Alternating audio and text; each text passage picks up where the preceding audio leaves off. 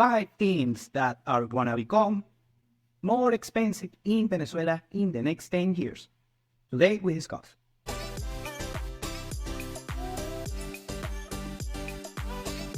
Welcome to Venezuela Insider, the only place in Venezuela for expats, digital nomads, entrepreneurs, investors, travelers, and related internationals. For more information, venezuelainsider.com.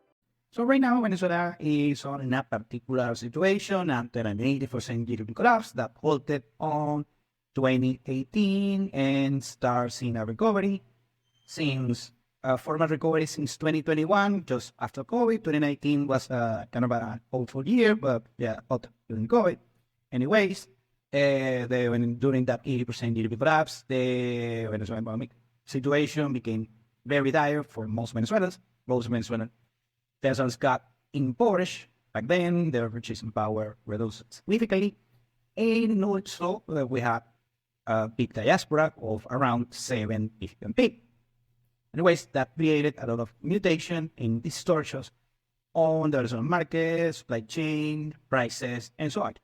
On a previous video, I already discussed 5 things that are going to be cheaper in Venezuela on the near future, so please check that out. Today, we are going to discuss 5 things that are going to become more expensive in Venezuela inevitably in the next 10 years. The number 1 is human capital.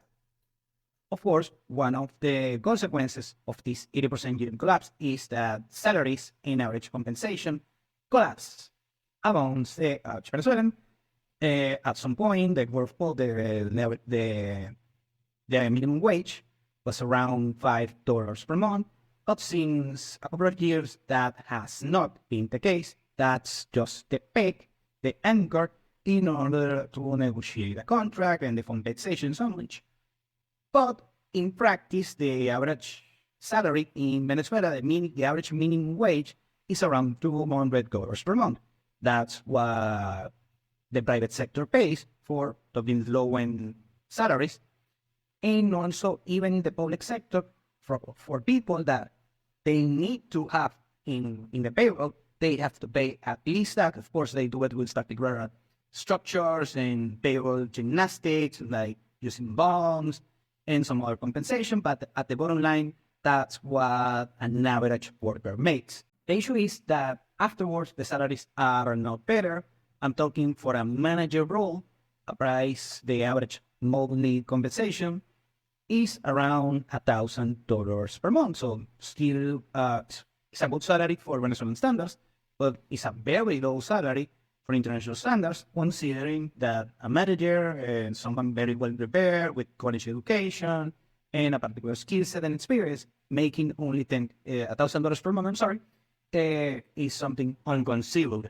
But also, you have to take into account that we have a bunch of freelancers here in the country, and I'm talking trades and also professionals, white-collar professionals that provide their services for themselves.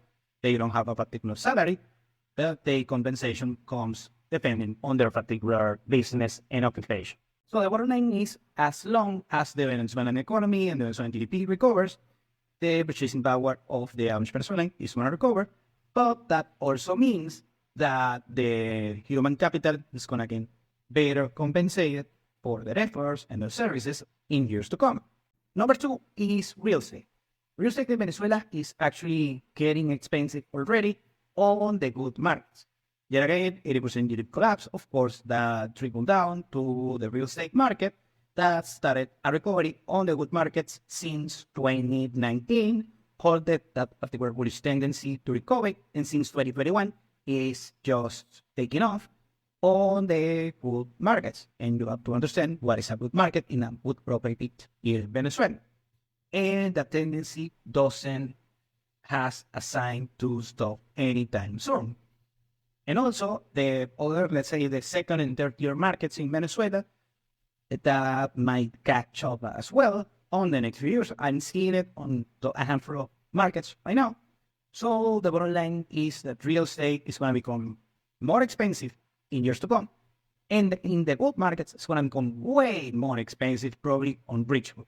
So if you're a Western watching this, and I mentioned this a lot of times, but if it's your first time watching this particular platform, I have to tell you that those 5 sale prices that you saw online on the past 5 years, they're either outdated or just for term properties. Properties here in Venezuela, the good ones don't cost $10,000, $20,000, $5,000. You can get those prices for terrible properties on terrible markets. The good properties on good markets could be around 100,000, 200,000, half a million, a million, 2 million, and so on. And there is a market for those particular prices. Also, you have to add that right now, since the past decade, we don't have a mortgage market, but that particular market is coming anytime soon. The credit market overall is very, very low in Venezuela, but is increasing since the past couple of years. Eventually, the mortgage market is going to come up. The purchasing power of the average Venezuelans is going to rise. It's slowly steady. And that means that getting properties in Venezuela is going to become more difficult, but it's going to become easier for the average Venezuelan, but it's going to become more difficult for the international that doesn't have access to the mortgage market, because internationals don't have access to the mortgage market here in Venezuela. And that will raise prices of average properties, and the good properties are going to become prohibitive expensive. Number 3 is utilities. Utilities in Venezuela are actually one of the cheapest things in Venezuela, but they are poised to become more expensive in years to come. We are already seeing a trend that some of the public utilities, like the electricity bill, gas bill, and water bill, they pass from zero, basically nothing, they were free, to right now just a few dollars. But for industrials and private companies, those utilities are more expensive. Still way cheaper compared to the international prices, but they are poised to go more expensive in the next years. Still, I believe that those particular utilities, the prices on utilities, are going to be cheaper than international prices, because Venezuela still quote-unquote wealthy enough in order to afford, let's say, low prices for utilities.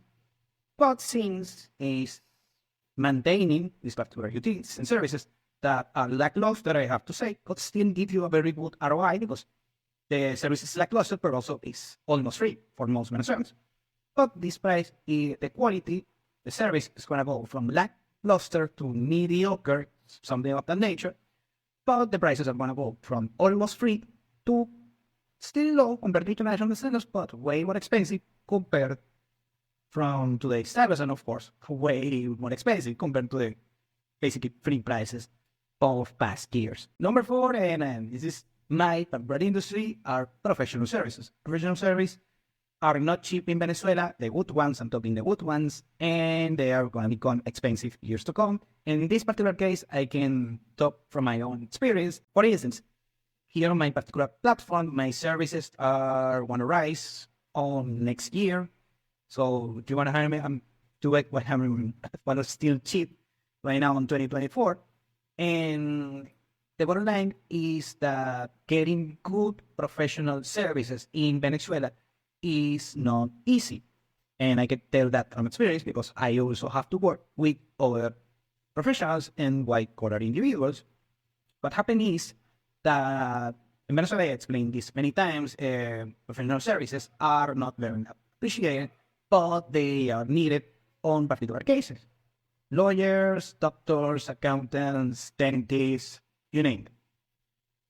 What happened is that the Venezuelan society doesn't value these particular services, and it's it's almost impossible to get a good salary as a professional individual. And the only way to make it profitable is to charge for your services at a premium for the Venezuelan standards, still cheap for international standards, still to cost cents on the dollar higher a Venezuelan white-collar professional compared to do it on the West, and even other places in Latin America.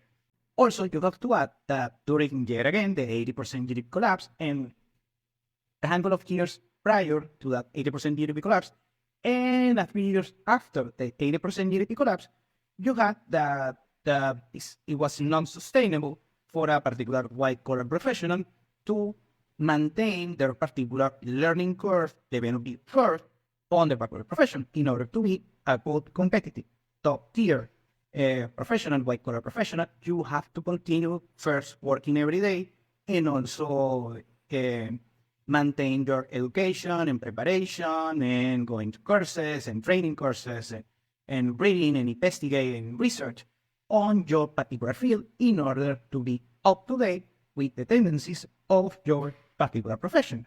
Maintaining that particular curve throughout all of these years, let's say a 12-year span, it was financially unsustainable for basically every white collar profession because it was not profitable to the Venezuela. So most of them, they were discouraged to keep up with their particular white collar industry, and they just dedicated to another thing and left behind their particular profession. And the few ones, like myself, that were able to maintain that particular curve of developing and so on, it was very hard. And the only way that we can sustain that is, of course, charging a premium for the Venezuelan market, not for the international market. And when things start catching up, getting a professional, Venezuelan professional that is very, very difficult to recruit. And believe me, I've been there, done that, doing the headhunting and the recruitment for top talent in Venezuela is very difficult. And also to add that the younger generation, let's say the Zoomers, the people 25 years and below, and younger than that, they have been very discouraged in order to pursue a white collar profession because it's not profitable. I mean, in Venezuela, it's not profitable. I know that most countries in the US it's profitable, but in Venezuela, it isn't. So they either dedicate to a trade or flat out just don't go to college and just starting doing delivery services or a small business that most likely will be unsuccessful. And so on, but still gives you a better shot that going to school, that in Venezuela is more difficult than most countries. Going to a college, usually there are 5 years, and if you go to a draconian school, like myself, it's going to take you like 6-7 years. So the bottom line is that getting white collar professionals is going to become expensive. I've seen many cases of internationals that they want to take advantage of the situation, and finding talent in Venezuela is difficult. First, most Venezuelans don't speak English. I explained that on a particular video. And also finding good, well-developed on the learning curve professionals, it's very difficult. So if you want to hire cheap Venezuelan human capital, is not going to be as easy as an international. And number 5, we have to talk about gas prices. Venezuela, this is always an issue, a topic of conflict in the country. But historically, in Venezuela, the gasoline is very, very, very cheap, has been very, very cheap, very cheap compared to the rest of the world, almost free. Let me tell this particular personal story that when I was a kid, of course, I was a kid in the 90s, and I used to watch a lot of, American television and, sitcoms and that kind of stuff. Very good. And something I noticed is that they always complain about the gas price. Oh, gasoline. Oh, I cannot afford gasoline. That's why I cannot go out. And I was a kid back then. And then, what? Gasoline is cheap. I always walk with my dad, and it's just like $2 or something. I remember with coins you can pay gasoline back then. And then, of course, when I started, knowing a little bit about the world, I know that Venezuela was actually the random case of the world that we don't pay as much for gasoline, but in the rest of the world, it's very, very expensive. Now, since 2017, 2018, we have some scarcity on the Venezuelan supply of gasoline, and that created a lot of issues and turmoil, and everything got collapsed regarding the gasoline supply chain in 2020. And since back then, and of course, we have COVID as well, so that was a great time to maneuver that particular situation, since less demand for gasoline thanks to the lockdowns and so on. So back then, gas prices were raised to 50 cents per liter. That's way, way more expensive compared to the Venezuelan oil prices, but still cheaper compared to the international price of gasoline. And still a handful of people have some rebates and also some subsidies in order to get almost free gasoline.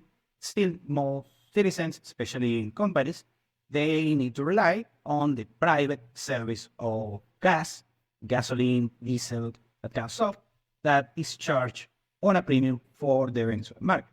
So in the next 10 years, what we might see is, I'm not saying that it's a certainty, but it's most likely the main scenario, is that prices of gasoline and diesel Venezuela are going to be gouging compared to the international standards.